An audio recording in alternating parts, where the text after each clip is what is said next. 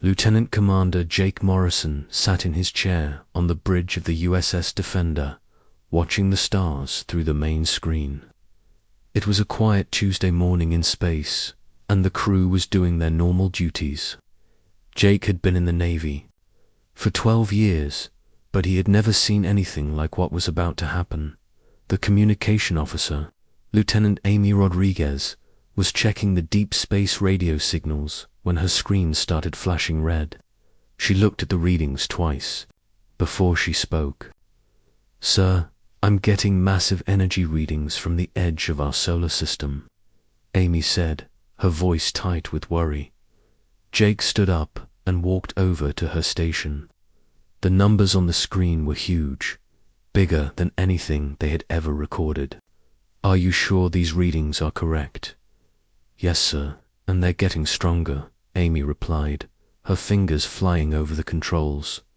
On Earth, Admiral Lisa Carter was drinking her morning coffee in the command center deep inside NORAD when the alarms started going off.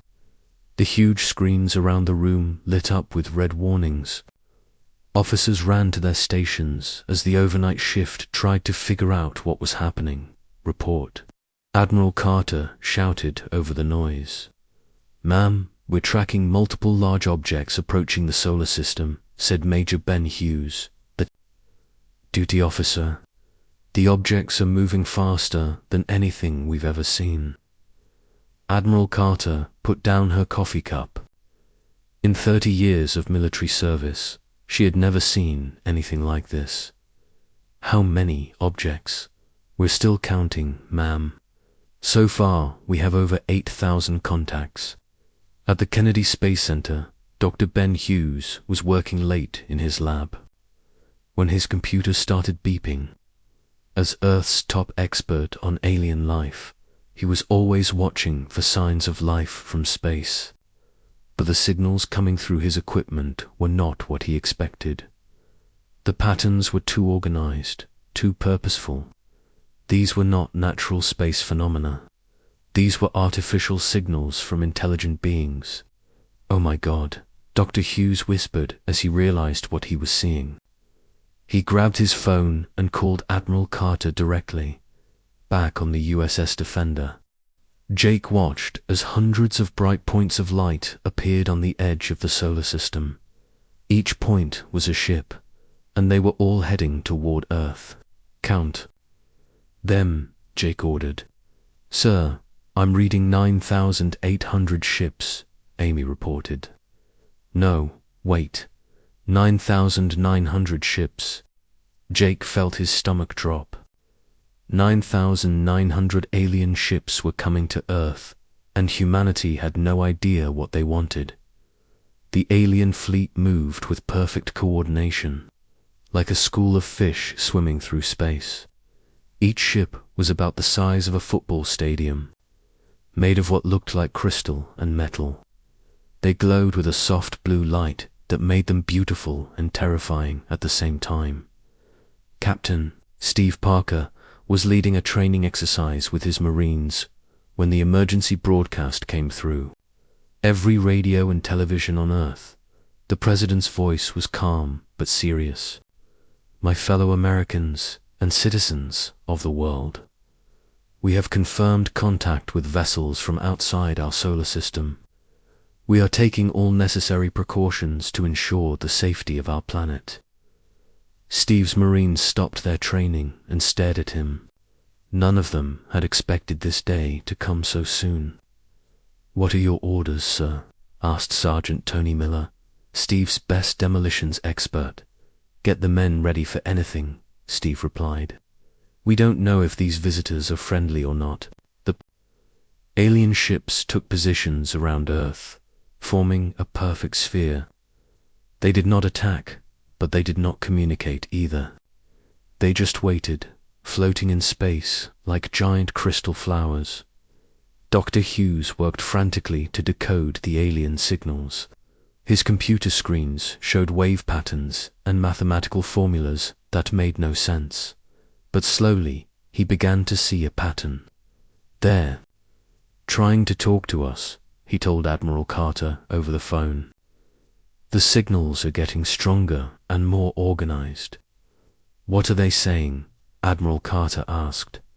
I don't know yet, but I think we're about to find out. The breakthrough came at exactly noon, Earth time. Every radio, television, and communication device on the planet received the same message at the same time. The voice was clear and spoke perfect English, but it had a strange musical quality that made it sound not quite human. People of Earth, the voice said, we are the Zephyrian Empire. We have traveled far to reach your world. In the NORAD command center, Admiral Carter listened with growing dread as the message continued. Your species has spread beyond your home world. You have built colonies on other planets. You have sent ships to explore space. This cannot be allowed. Jake Morrison listened to the message on his ship's communication system. Around him, his crew was silent, waiting to hear what would happen next. We offer you one choice, the alien voice continued. Surrender completely. Abandon your space colonies. Destroy your ships. Return to your home world and never leave it again. You have 72 hours to decide. The message ended, and silence filled the command centers and ships around Earth. Or, what? Amy Rodriguez whispered. As if the aliens had heard her question, the communication system crackled to life again. If you refuse, we will remove your species from existence. You have 72 hours. The line went dead. Across the planet, humans stared at their screens and radios in shock. 9,900 alien ships surrounded Earth, and humanity had 3 days to decide its fate. Admiral Carter looked around the command center at her officers. Everyone was waiting for her to say something, to give them hope or a plan. Gentlemen, she said quietly, we have work to do. The 72 hours passed like a bad dream. All around Earth, people watched the news and waited. Some prayed in churches. Others packed their bags and tried to leave the cities. Most just stayed home with their families and hoped for the best. Admiral Carter had not slept in 3 days. She stood in the command center watching the countdown clock on the main screen. Around her, officers worked at their stations, preparing for what everyone knew was coming. 2 minutes until the deadline, reported Major Ben Hughes. All ships. Report status, Admiral Carter said into her headset. Around the world, military bases responded. Aircraft carriers in the Pacific, fighter squadrons in Europe, missile batteries in North America. All of them ready to fight an enemy they did not understand. Lieutenant Commander Jake Morrison watched the clock from his position near the moon. His ship was one of 50 vessels hiding in the moon's shadow, waiting for orders. He could see Earth in the distance, a blue marble surrounded by enemy ships. 30 seconds, Amy Rodriguez said quietly. Jake looked at his crew. They were scared, but they were ready. Whatever happens, we fight, he told them. The clock reached 0. For a moment, nothing happened. Then the alien ships began to glow brighter. The beautiful blue light became harsh and angry. The first attack came without warning. Beams of bright energy shot from the alien ships toward Earth's orbital defense stations, the space platforms that had protected Earth for 20 years disappeared in flashes of light. My God, whispered Major Hughes as he watched the screens. They just destroyed everything. The alien weapons were like nothing humans had ever seen. The energy beams cut through metal and concrete like a hot knife through butter. In less than 10 minutes, every defense satellite around Earth was gone. But the aliens were not done. Thousands of smaller ships poured out of the larger vessels. They looked like metal insects with wings that sparkled in the sunlight. These fighter ships dove toward Earth's atmosphere, heading for military bases around the world, Captain. Steve Parker was at his base in Colorado when the first alien fighters appeared in the sky. They moved fast, faster than any human aircraft. Their weapons made a sound like thunder when they fired. "Take cover," Steve shouted to his Marines as the base exploded around them. The alien fighters destroyed everything they could find: airports, military bases, communication towers. They seemed to know exactly where to hit to cause the most damage. But humans had been fighting wars for thousands of years, and they learned quickly. Dr. Ben Hughes was in his underground lab when the attacks started. He had been studying pieces of alien technology that had fallen from space during the past 3 days. While the world burned above him, he made an important discovery. "Maria, come look at this," he called to his assistant, Dr. Maria Santos. Maria ran over to his computer screen. "What did you find?"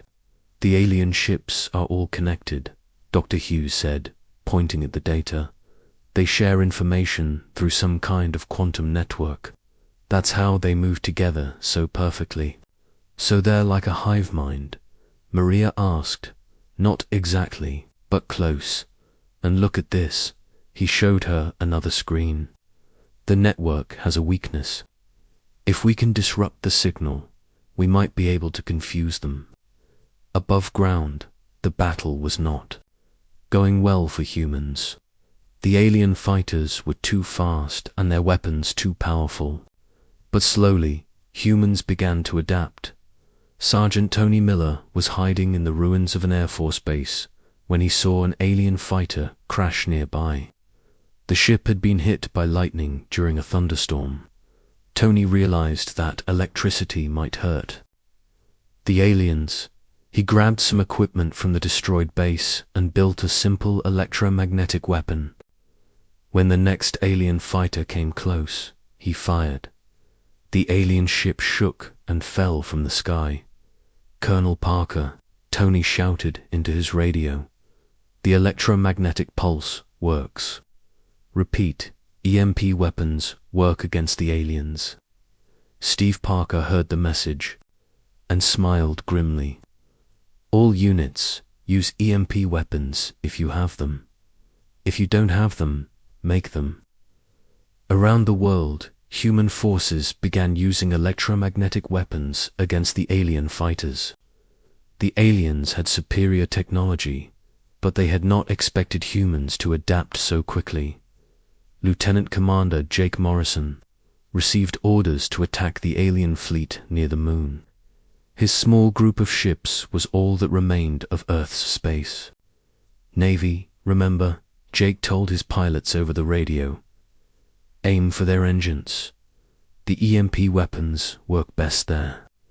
The human ships attacked the alien fleet from the moon's shadow. It was a desperate move, but it worked.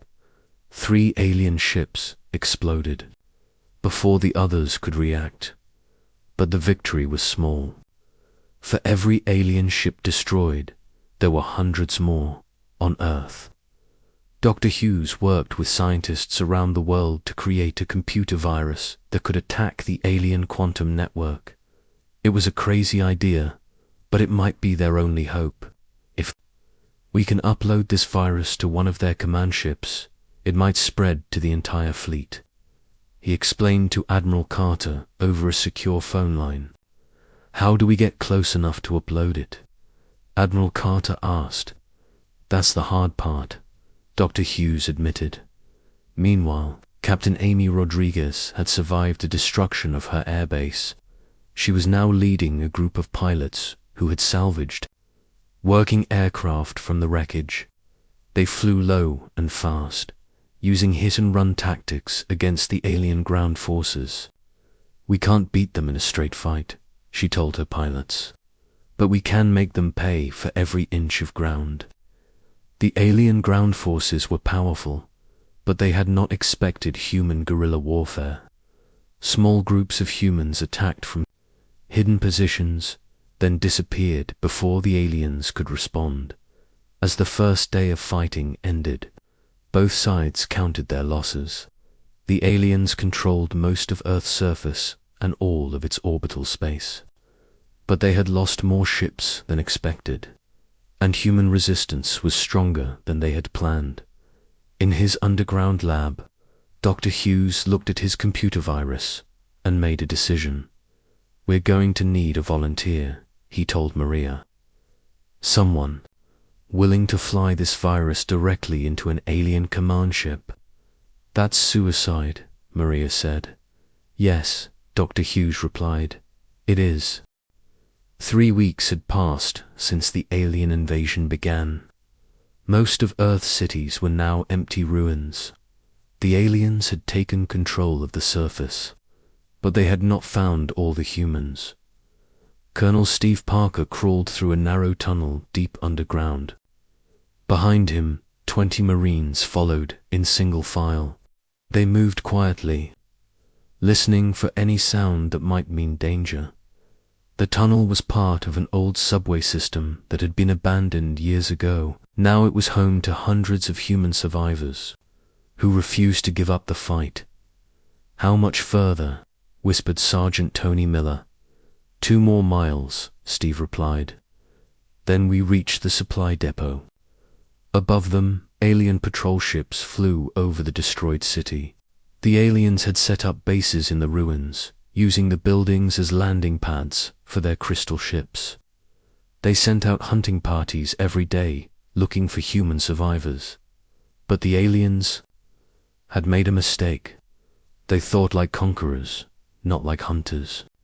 They controlled the surface, but they did not understand that humans could live underground like rats, in a hidden bunker 50 feet below ground. Dr. Ryan Clark worked on his computer virus. The bunker had been a government facility before the war.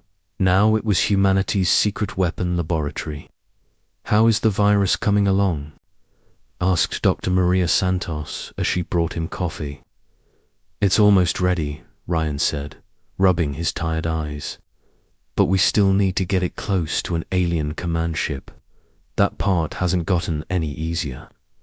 The virus was designed to attack the quantum network that connected all the alien ships. If it worked, it would spread from ship to ship like a disease, shutting down their systems. "What about Morrison's ships?" Maria asked. "Aren't they still hiding in the asteroid belt?" Ryan nodded. "Yes, but getting the virus to them is the problem. The aliens control all communication satellites." In the tunnel, Steve Parker's team reached their destination. The supply depot was a large room carved out of rock, filled with weapons and food that they had stolen from alien supply convoys. Corporal Lisa Chang was waiting for them. She was their communications expert, one of the few people who could still make contact with other human groups around the world. "Any word from the other cells?" Steve asked. "Good news and bad news," Lisa replied. "The good news is that resistance groups are active on every continent. The bad news is that the aliens are getting better at finding us." Steve picked up an alien weapon from the supply pile. Over the past 3 weeks, his Marines had learned to use the enemy's own guns against them. The alien weapons were more powerful than human guns, but they were also more complicated. "What about the EMP weapons?" he asked Tony. "We've built 30 more," Tony reported, "but we're running out of materials. The aliens have destroyed most of the electronics factories." Meanwhile, in space, Lieutenant Commander Jake Morrison was leading what remained of Earth's fleet. 12 ships hiding in the asteroid belt, waiting for their chance to strike back. Jake floated in zero gravity on his ship's bridge, looking at the holographic display that showed the alien fleet around Earth. The enemy had more than 9,000 ships, while he had 12. "Sir, we're receiving a transmission," said Lieutenant Amy Rodriguez. "From Earth?" Jake asked hopefully. "No, sir. It's from one of our deep space probes. The message is 3 days old. Jake listened to the recorded message. It was from Captain Sarah Wilson, who commanded the human colony on Mars. This is Mars Colony. To any Earth forces receiving this message, we are under attack by alien ships. Request immediate assistance. We cannot hold out much longer. Jake closed his eyes. The aliens were not just attacking Earth, they were attacking all of humanity's colonies in space. "Sir, what should we do?" Amy asked. "We stay here," Jake said sadly. "Mars will have to take care of itself. Earth needs us more." Back on Earth, the Resistance was learning how to hurt the aliens. Captain Amy Rodriguez led a group of pilots who flew stolen alien fighters. The ships were hard to control, but they were fast and deadly. "Remember," she told her pilots over the radio, "hit them fast and get out. Don't try to be heroes." Her squadron attacked an alien supply convoy moving through the ruins of Chicago. They destroyed 3 alien transports before the enemy fighters could respond. But the aliens were learning too. They began using different tactics, sending out fake convoys to draw human fighters into traps. The war was becoming a deadly game of chess, played with guns and bombs. Dr. Ben Hughes worked in his laboratory, studying captured alien technology. He had made several important discoveries about how the alien ships worked. "Their quantum network is more fragile than we thought," he told Dr. Clark over their secure communication line. "The ships have to maintain constant contact with each other. If we can break that contact, even for a few seconds, it causes problems." "What kind of problems?" Ryan asked. "Navigation errors, weapon malfunctions. Sometimes the ships crash into each other." This gave Ryan an idea. Maybe his virus didn't need to destroy the alien network. Maybe it just needed to confuse it. In the tunnels below New York, Steve Parker was planning the biggest resistance operation yet. Intelligence reports said that the aliens were building a new command center in the ruins of Manhattan. "If we can hit their command center, we might disrupt their operations across the whole East Coast," he told his team. "It's suicide," said Tony Miller. "They have too many guards." "Maybe," Steve replied. "But if Dr. Clark's virus works, someone has to get close enough to upload it. This might be our only chance." Lisa Chang had been monitoring alien communications. "Colonel, I'm picking up something strange. Some of the alien ships have been going offline for no reason." "What do you mean, offline?" "They just stop responding to commands and drift in space. It's been happening more often in the past week." Steve thought about this. Could it be sabotage? "I don't think so. It seems random, almost like their systems are breaking down." Dr. Hughes had noticed the same thing. Some alien ships were suffering from what looked like system failures. After studying the pattern, he made an interesting discovery. "It's Earth's magnetic field," he told the other scientists.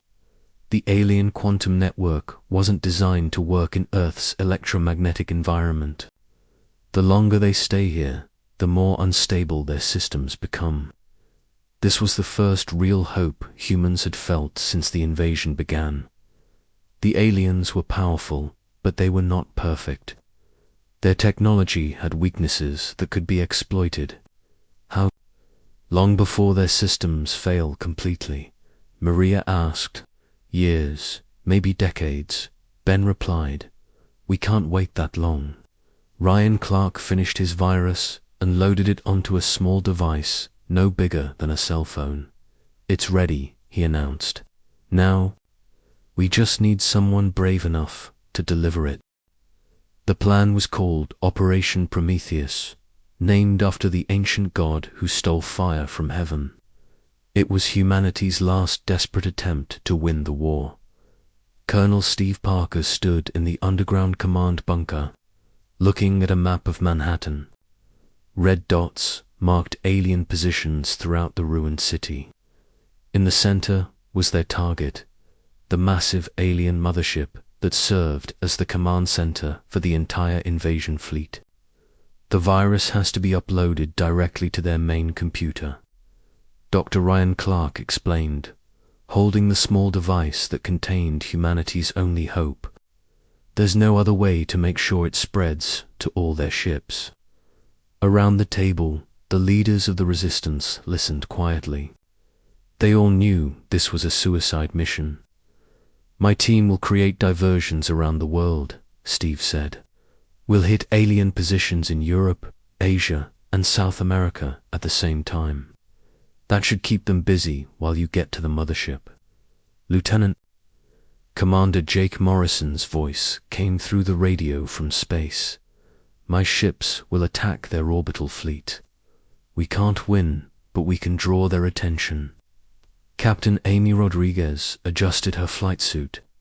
She would be flying the modified stealth fighter that would carry Dr. Clark to the alien mothership.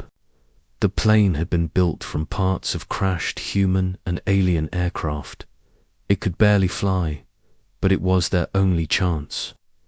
How long do we have once the operation starts? Amy asked. Maybe 30 minutes, Steve replied. After that, they'll figure out what we're trying to do. Dr. Maria Santos checked the virus device one more time. Remember, you have to plug this directly into their main computer. The upload will take about 5 minutes. 5 minutes is a long time when people are shooting at you, Amy said grimly. At exactly midnight, Operation Prometheus began. Around the world, human resistance fighters attacked alien positions simultaneously. In London, Tony Miller's team destroyed an alien communication tower with homemade explosives. In Tokyo, resistance fighters used EMP weapons to disable alien patrol ships.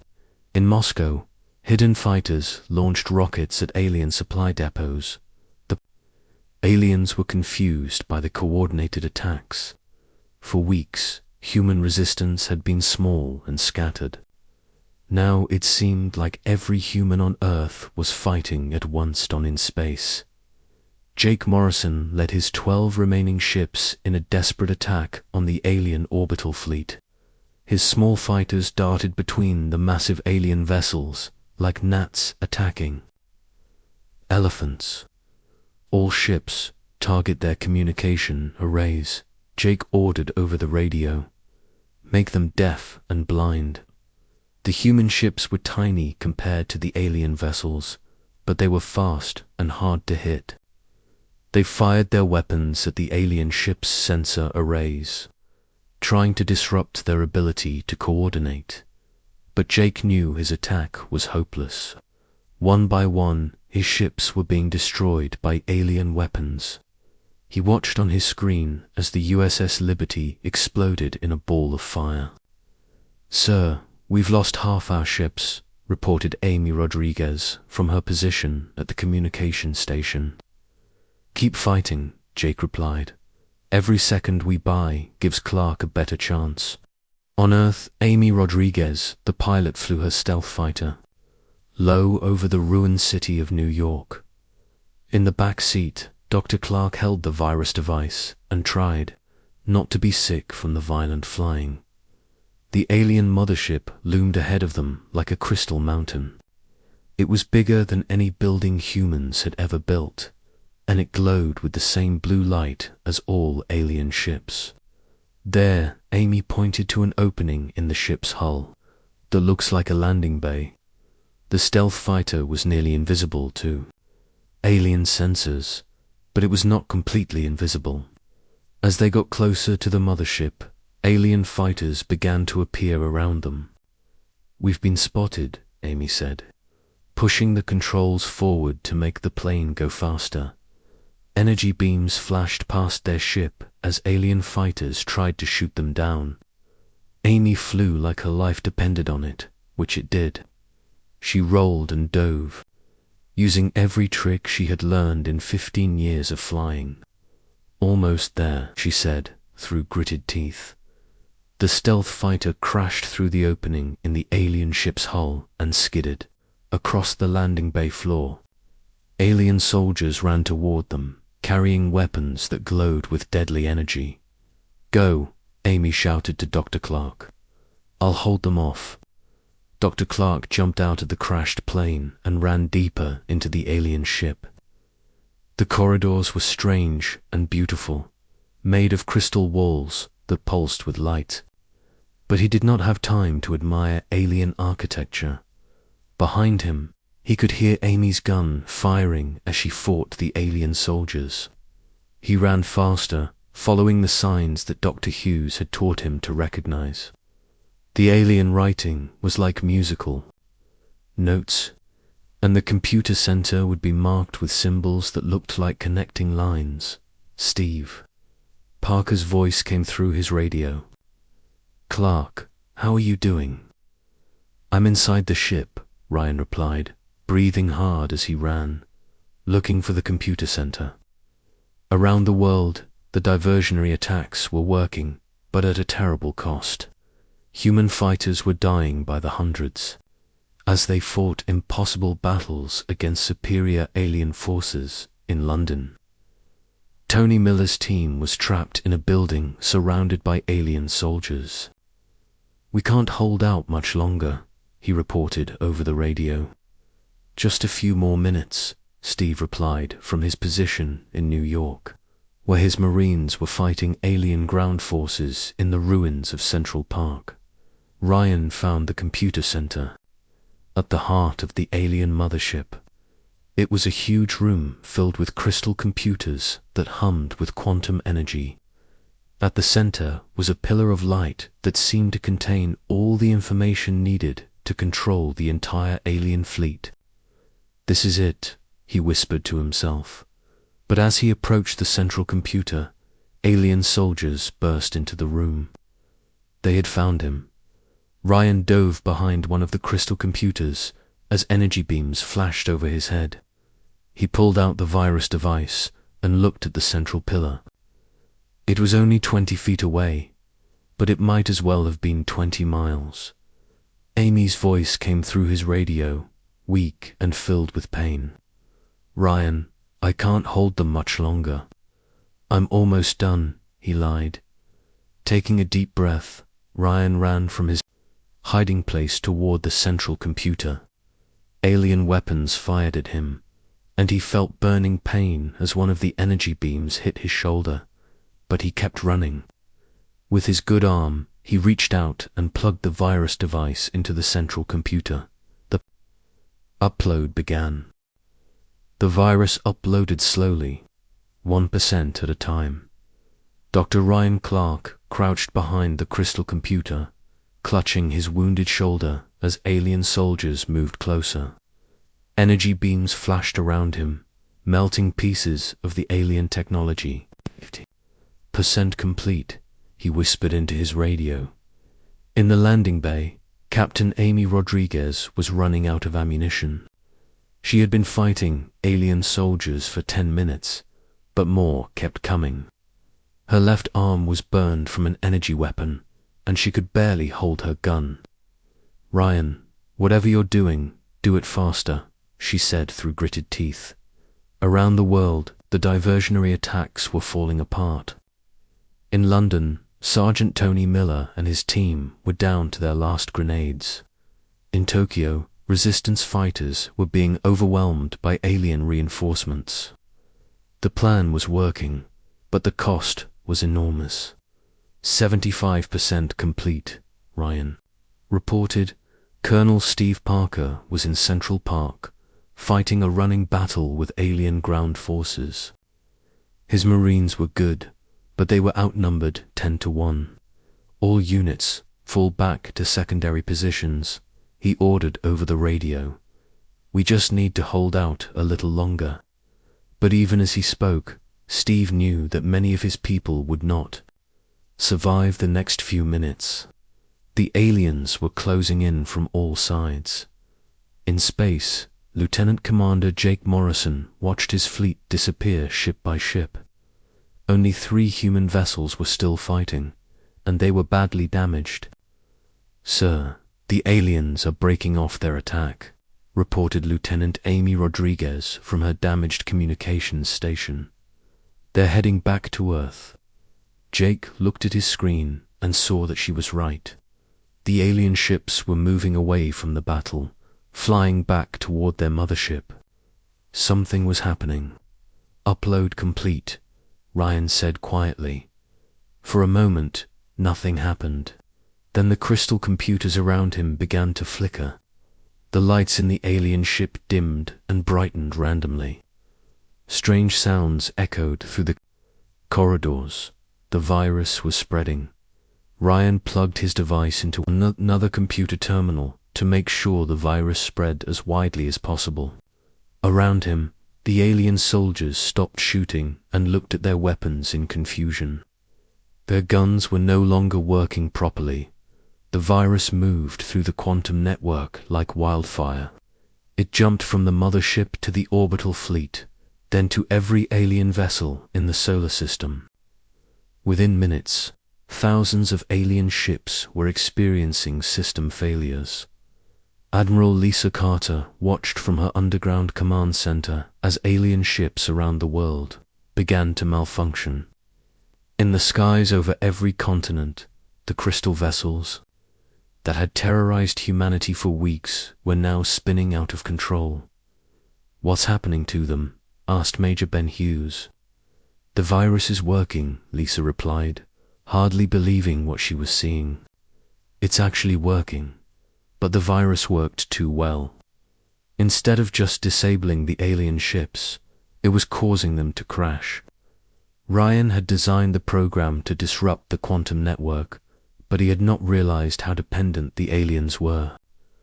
On their computers for basic flight control, the first alien ship crashed in the Pacific Ocean, sending up a massive spray of water. Then another fell in the Sahara Desert. Within an hour, alien ships were falling from the sky all over Earth. In the alien mothership, Ryan felt the floor shake as the massive vessel began to lose altitude. The ship was crashing, and he was still. Inside it, "Amy, we need to get out of here," he said into his radio. But Amy did not answer. Ryan ran back to the landing bay and found her lying on the floor, unconscious but alive. He picked her up and carried her to their damaged stealth fighter. The plane barely worked, but it was enough to get them out of the mothership before it crashed into the Hudson River. The impact was like a small earthquake, shaking buildings for miles around. Around the world, similar scenes were playing out. Alien ships crashed in cities, oceans, and forests. Some exploded when they hit the ground, while others just broke apart like giant crystal sculptures. Dr. Ben Hughes watched the destruction from his underground laboratory. "My God," he said to Dr. Maria Santos, "we're destroying ourselves along." With them, it was true. The falling alien ships were causing almost as much damage as the original invasion. Cities that had survived the war were now being destroyed by crashing spaceships. But not all the alien ships crashed. 17 vessels managed to shut down their quantum networks manually before the virus could reach them. These ships scattered around the edges of the solar system, prepared to escape in space. Jake Morrison's 3 remaining ships received new orders from Admiral Carter. Morrison pursued the fleeing alien vessels. "Make sure they don't regroup and return." Jake looked at his battle-damaged ships and his exhausted crew. They had barely survived the battle, but they had a job to finish. "You heard the Admiral," he told his pilots. "Let's make sure these aliens never come back." The chase lasted 3 days. Jake's ships followed the 17 alien vessels to the edge of the solar system, harassing them with long-range weapons. The aliens did not fight back. They just ran, desperate to escape, before the virus infected their ships too. "This is as far as we go," Jake announced when the alien ships jumped to faster than light speed. "There's someone else's problem now." On Earth, the cleanup began. Billions of people had died during the invasion, and most of the world's cities were in ruins. But humanity had survived. Colonel Steve Parker led recovery teams through the wreckage of New York, looking for survivors. In the ruins of the alien mothership, they found Dr. Clark and Captain Rodriguez, both badly injured but alive. "Did we win?"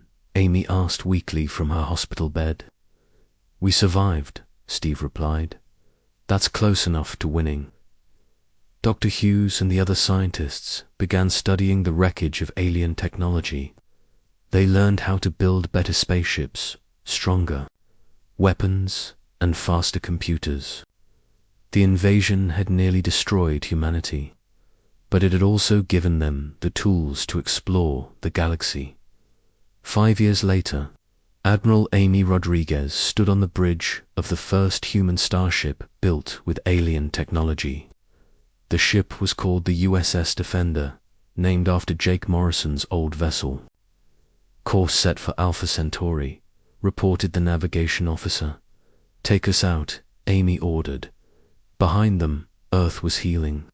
The cities were being rebuilt, and the population was growing again. But humanity had learned an important lesson. They were not alone in the universe, and they needed to be ready for whatever came next at the edge of the solar system. Commander Jake Morrison's Deep Space Monitoring Station kept watch for threats from the stars. 17 alien ships had escaped, and somewhere out there, they were telling their story to others. But humanity was no longer the same species that had been surprised by the invasion. They were stronger, smarter, and ready to fight for their place among the stars. The war was over. The real adventure was just beginning.